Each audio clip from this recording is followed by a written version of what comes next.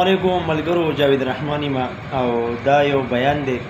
د غیبت په باره کې مطلب چې یو انسان د بل انسان غیبت کوي که نه د هغه پسې بد رد وایي نو په هغې موږ ته څومره مطلب ګناه میلاویږي او د هغې څومره نقصانات دي دا ویډیو راسره پوره وګورئ زه یې ګورم تاسو راسره وګورئ کم سړی چې همیشه د بل په عیوبو پسې ورپسي او ژبه یې راغستي د غیبت او د بل پرده اوچتول او د بل پرده دا مسلمه خبره ده چې وی دا سړی به بېتوبي وفات کیږي دی به بېتوبي الله مړ کي او دا ګناهونه به په ده وبال کیږي زه وایم هر سړي ته د خپل ګناه یقیني پته او د بل ورته پته نه نو پکار دا ده چې مونږ لږ د خلقو نه دا ژبې لږې راټولي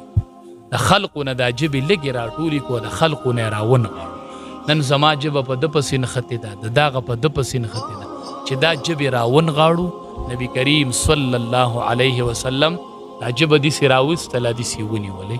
صحابه کرامو ته وی دا ژبه یې نیولې وی اصل مقصد چې دی دا د دې ژبې حفاظت کوي که دا ژبې خلقو محفوظې کړې دا هر څه به محفوظ شي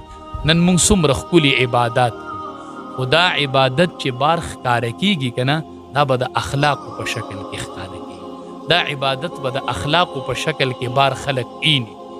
منځ روجه دا به د اخلاقو په رنګ کې خلق بار اینی زه وایم چې مونږ یو د دې نه لږ احتراز وکړو چې لږې دا ژبې د خلقو نه راټولې کړو د خلقو د کمو نه د خلقو د عیوبو نه او په ځان باندې ور واچو د خپلې کمۍ ځان ته مخې ته شاید چې